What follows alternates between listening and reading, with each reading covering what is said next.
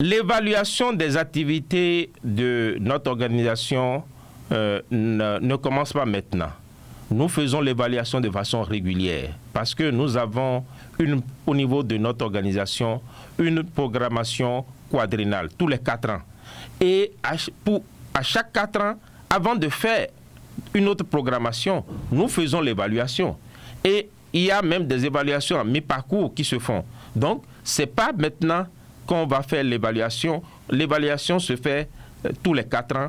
Et effectivement, nous profitons de la célébration du cinquantenaire pour pouvoir faire un bilan de l'ensemble, de façon globale, de tout ce que nous avons fait cela. Alors ce bilan nous a montré que nous sommes en très bonne voie. Parce qu'avec ce bilan, nous avons démontré que nous avons mis en place un certain nombre d'outils qui expriment les valeurs de la francophonie.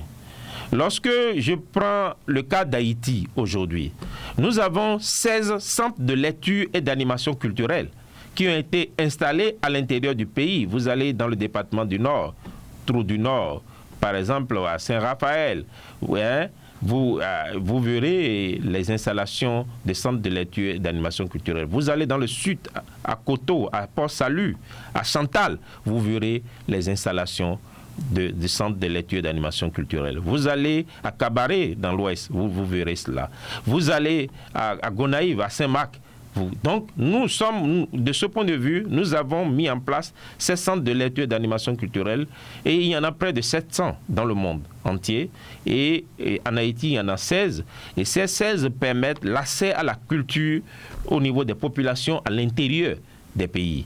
Et cela, pour nous, constitue une grande avancée et nous voulons aller plus loin. Je reviendrai là-dessus en ce qui concerne les centres de lecture et d'animation culturelle. Nous disposons au niveau de la francophonie également du fonds Images qui appuie la production télévisuelle et cinématographique. C'est grâce à cette production qu'il y a eu beaucoup de films, beaucoup d'acteurs, beaucoup dans le domaine des images.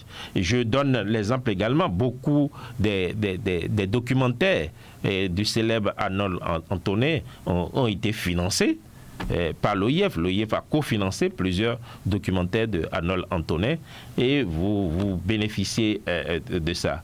Et l'OIF participe aussi à l'accès à la culture.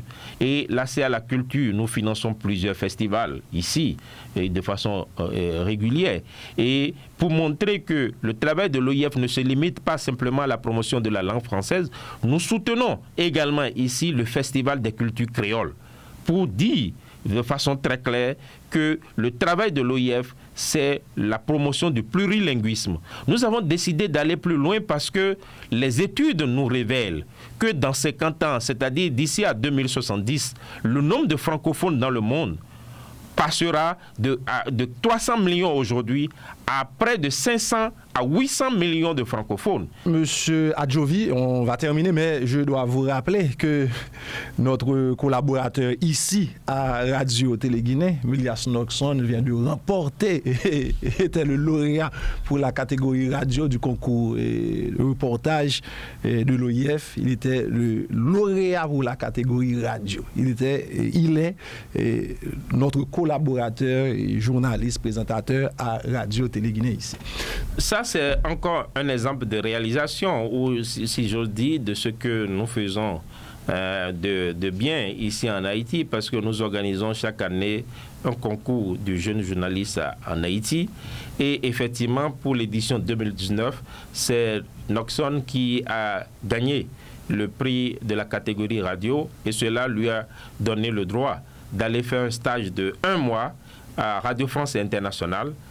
Pendant 1 mois, il a eu l'occasion de retrouver un autre environnement que celui de Radio Télé-Guinéenne et de voir aussi comment on peut travailler à l'international en matière de radio. Cela constitue pour nous une grande fierté et cela montre aussi qu'il y a un travail de qualité qui se fait au niveau de Radio Télé-Guinéenne et je voudrais encourager les autres j'allais dire collaborateurs de Radio Télé-Guinéenne à persévérer dans l'excellence parce que c'est seulement l'excellence qui paye dans le monde d'aujourd'hui. C'est un monde de compétition, nous sommes dans un village mondial et il faut être les meilleurs pour être devant. C'est une très bonne chose et je voudrais une fois encore présenter mes félicitations à Noxon pour le travail qu'il a fait et l'encourager à faire plus, à aller plus loin, à démontrer des talents plus élevés. Et c'est en développant ce talent plus élevé qu'il montre effectivement que nous travaillons pour la francophonie de l'avenir. C'est pour la jeunesse que nous travaillons. Vous voyez très bien que nous sommes au service de la jeunesse et je dis toujours que quand je parle de la jeunesse, j'associe les femmes parce que pour moi, personnellement, les femmes sont des éternels jeunes.